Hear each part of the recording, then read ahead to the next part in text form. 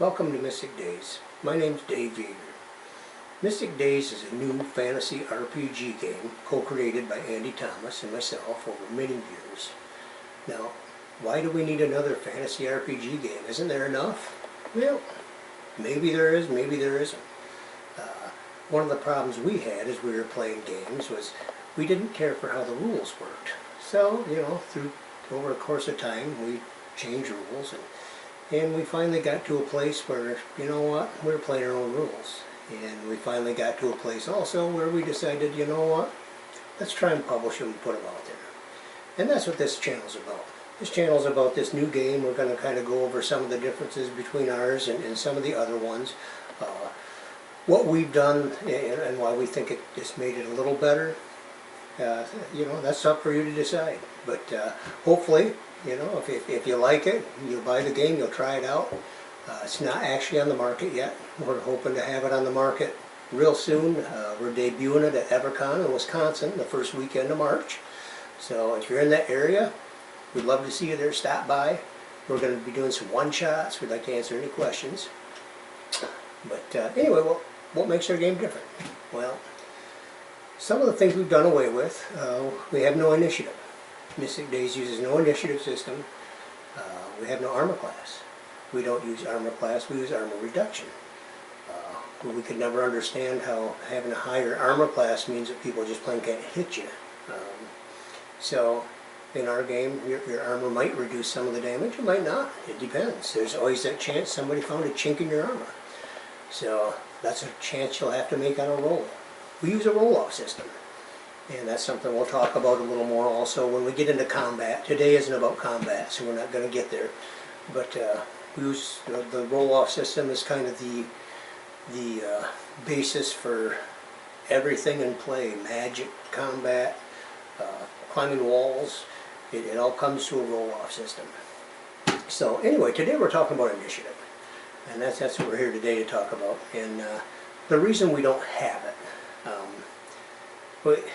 it never made sense to us that you roll for initiative and whoever loses stands there while you hit them, and then you stand there while they hit you to see if you get damage. It never made sense to us. And where do you ever see that? Other than, I guess maybe the Revolutionary War.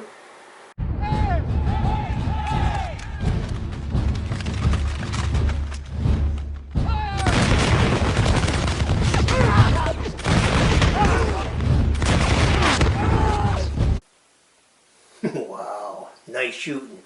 Okay, it's your turn, guys. Hey, ready? Present!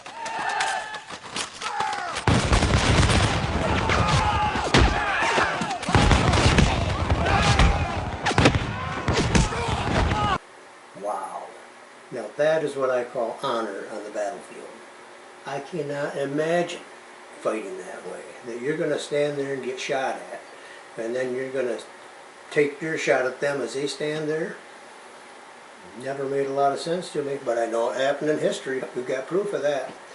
But in a combat battle scene, say in a cave against a troll, is that really how it works? You stop and you roll and you take your turn swinging at each other. That just doesn't seem to be the way combat really works.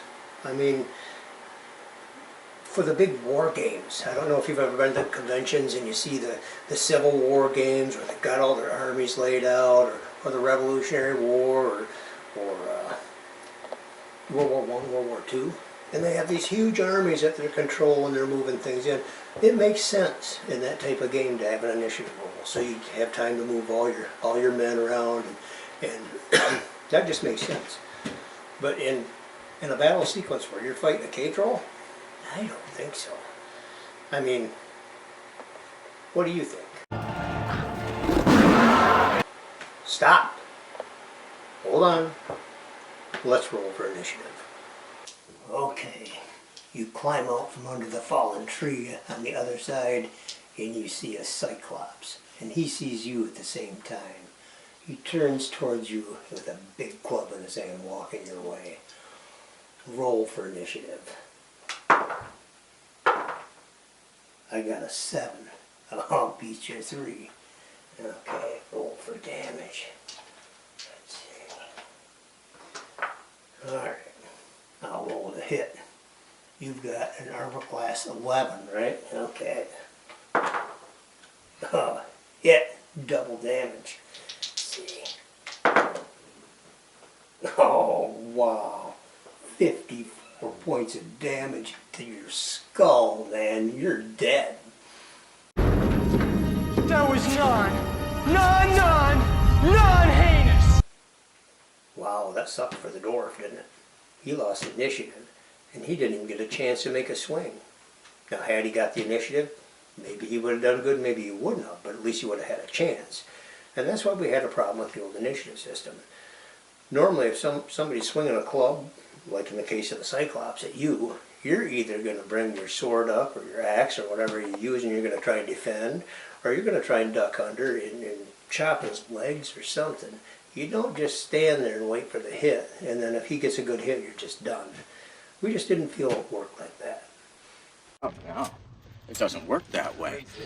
You see, we always felt that battle should be more fluid, like a dance, not like a game of chess. So you're both moving together, you're swinging, you're defending, and that's kind of how we based our roll-off system, and that's why we don't use initiative. Let's see how it really worked for EverCon.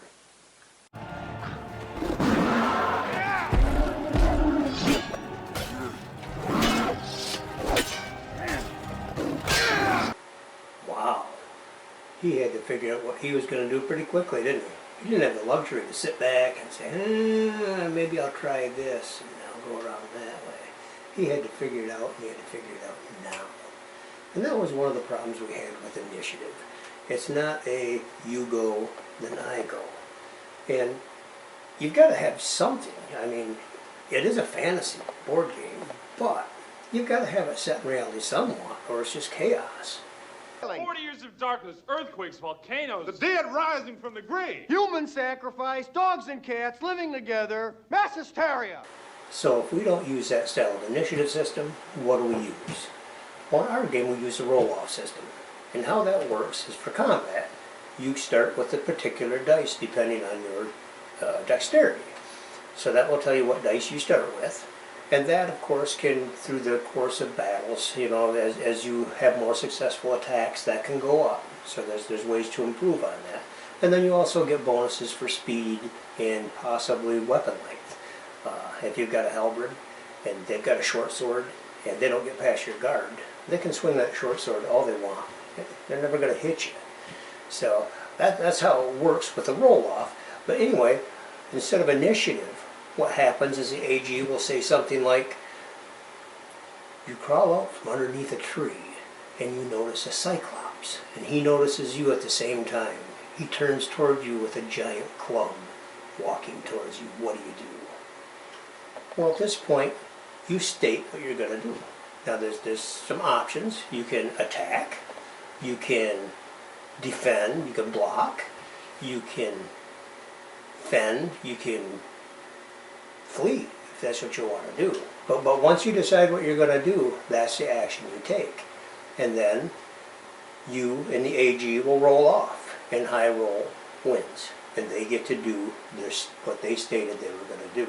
Of course, the AG doesn't have to state that he's going to pummel you with his club. That should be kind of, you should figure that out when he's walking towards you with his club. But, in a nutshell, that's how it works. Now, there's always the chance that you tie on the roll, and in that case, you both get to do what you were going to do. Now, if you decide to block, there's some pluses to that on your roll-off also. So, there's a little bit more to that, but we'll cover that later in combat. I just wanted to go over and give you a little bit of idea how the roll-off worked, why we don't use initiative. We think it speeds up the combat. We think it ends up taking you from a 45-minute battle in a cave with 6 orcs to knocking you down to 15 minutes or so, because that's just how it works. They're swinging at you, you're swinging at them. They don't stand there while you swing, and then you stand there while they swing. And we think this just is a better battle mechanic. But you'll have to see for yourself. That'll about do it. Yep, that does just about do it for today. Anyway, we're going to try and get some more short films on here, short little clips to give you an idea on magic. We'll try and get some on combat, just to fill you in a little more as time goes on. I'm not techie. This is the first YouTube video I've ever made, so I hope you laugh along with all the mistakes I made in it. And you know, we hope to see you back here again. And if you make it to EverCon in Wisconsin, stop at the table. We want to meet you. Thanks.